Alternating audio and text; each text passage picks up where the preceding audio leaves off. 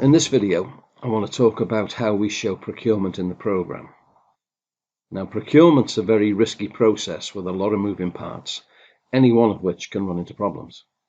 The question is, who's responsible for the problem when it actually comes up? And to illustrate what I'm talking about, let's start by having a look at one of Microsoft's own project templates. They've very helpfully provided a commercial construction template, so let's open it up and have a look. Okay, and here we go. So first thing I'm going to do is change the way it looks. So I'm going to change to my usual my Gantt Daily Works thing, so it actually looks a bit more easy to read now. The other thing I'm going to do is turn this off, which we don't need. So in the View tab, and this is basically the timeline view. So if I click off this little tick button here, now let's just open it up a little now and have a look. I'm going to look at structural steel as an example. So we've got this task here, 12 weeks for detail, fabricate and deliver structural steel. And scrolling up, I've also got this. And yeah, and the program is resourced. So we've got structural steel contractor, steel erection contractor management. Okay, so this is what I'm interested in. Now you can see we've got 2 weeks here and we've got 12 weeks there. I'm going to turn on another tool, which is the task path tool, and I'm going to put driving predecessors, and this just basically highlights anything that I click. It highlights the driving predecessors for it, so you can see here. And if I open this out a little, I'm also going to turn off the critical path, because at the moment this isn't helping us trace anything through. So now you can see I'm on task 16, and its driving predecessor is task 10, which in turn its driving predecessor is task 8, and then that is following from task 2, which is this. So if I just highlight these just to make them stand out a little, and we'll look at what's actually going on here. So I've got, if I move this up, here now is the chain of work running through, and my total procurement there is 14 weeks. Now let's just have a look at how they're describing this. I've got receive notice to proceed. So this is essentially the award of contract. Then, for some reason, the lead into the submitting of shop drawings is submit monthly requests for payment. I'm not quite sure where their thinking is coming from that, but however, we get into these two. Submit shop drawings and order long lead items, steel. Detail, fabricate and deliver steel. Now, submit shop drawings, I would generally assume that the detailing is done before you submit shop drawings. However, all of this aside, I'm looking here at essentially 2 tasks totaling 14 weeks, and they're just in one long line of information there. Now, this is Microsoft's own template of how they think it should be done, but from our point of view, looking in construction, everything in a job that is under contract has consequences, and if there's a consequence, it's who's responsible for the consequence, and then basically becomes a blame game. The question is, who do you blame? Now I'm going to jump across at this point now to another program sitting here, one I've already loaded up. So essentially I've got the same thing here. I've got, now this is shortened up a bit as much as anything else, just to bring it in line so that you can see what's actually happening on screen. But looking at the process, we've got an award of contract, and obviously until the contract is awarded, we can't basically start doing anything. Now, in terms of structural steel, before we can actually start detailing the structural steel, we have to have consented drawings. There's your first risk. So I've got consented drawings issued for construction. Now, in an ideal world, yes, they would be issued by the time you're awarded the contract, but very often they're not issued until after you've actually started on site. But let's say that, just for sake of argument, consented drawings don't actually arrive for a week or two. I don't know. I'll insert a line and I'll put waiting for consented drawings, because this will have an effect on your ability to, and let's say it's just 5 days for the sake of, okay, so waiting for consented drawings, and I'll just draw this out a little bit so I can get to the predecessors and successors for a moment. So if they're not available at the time the contract's awarded, we can't start the procurement process until they are. So as I say, if we're waiting 5 days, first thing I'll follow this on 1, and then this then becomes the successor, the predecessor to 2. So straight away we have an issue here, which if I put that in as waiting time, and we move back. So potentially in this situation now, our earliest date for delivery for the structural steel has already been pushed out by a week, and that week is on the client, because it's up to the client to have everything we need ready at the time when we need to have it in place. So it's deemed as it's the client's requirement or the client's responsibility to ensure that everything you need to construct the job is in place when you need it. And obviously at this point, if you've tendered the process for procurement to start at the time they award the contract and you can't actually start it because the drawings haven't come out, then obviously there's a delay you can claim. Now, moving on from that, here is the way, as we saw in that previous example of the template, this is the process that basically in a nutshell is shown. You procure the structural steel, and at a point, in this case I've got it as 55 working days, so 11 weeks from when we start to detail to the earliest delivery date. And this is the way you see it done in lots and lots and lots of programs. The problem is with this is there are a lot of things that can go wrong, or there are a lot of things that can change.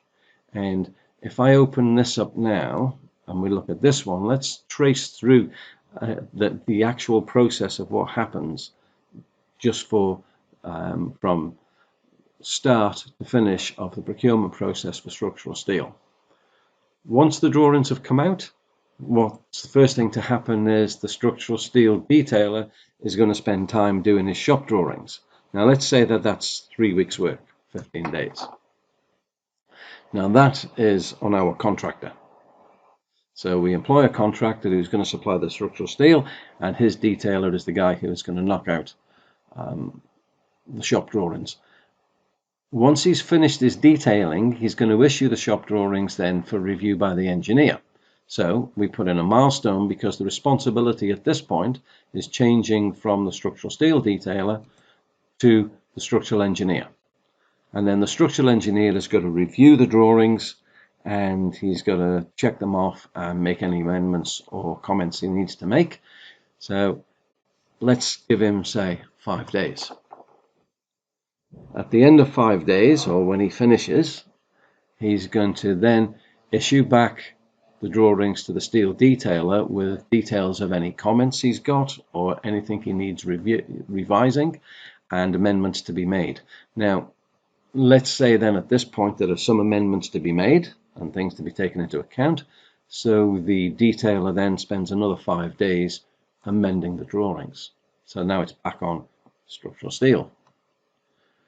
Once that's done, it then goes back to the engineer for him to review again and sign everything off to say, right, he's had his final review, he's happy with everything. Now let's say that takes him 5 days again. Hopefully he's got no further amendments to be made, no further comments, and he's all happy. So then he will issue his approval to manufacture the steel. Then we go into fabrication time, and let's say the fabrication time is 5 weeks, 25 days. Okay. So we've got 55 days here in a single bar, and we've got 55 days here and a number of bars. So what's the point in doing this? Well, the point is any one of these responsibilities can change. So what if the structural steel detailer takes 20 days? Now, technically under the contract, that's on us because we've allowed 15 days and the detailer has taken 20. Now, if the structural steel company have said we'll have it done in 3 weeks, then potentially we've got some recourse back to the structural steel detailer to come to the party if we take on extra financial risk because of issues. Now, granted, that's not likely at the start of the program, the start of the job, but it needs to be borne in mind that potentially there is some recourse to minimizing your financial risk. Everything is a blame game.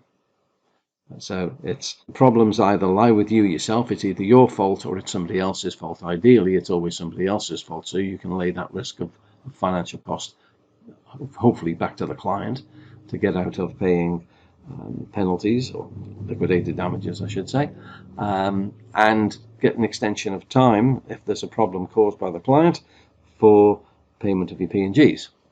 However, let's say now the structural engineer who is doing this review, we've allowed for 5 days in the process of tender. What if he takes 10 days? So if he takes 10 days, obviously he's pushing out. And this now is affecting our earliest ability, because the earliest start date is directly driven by this process.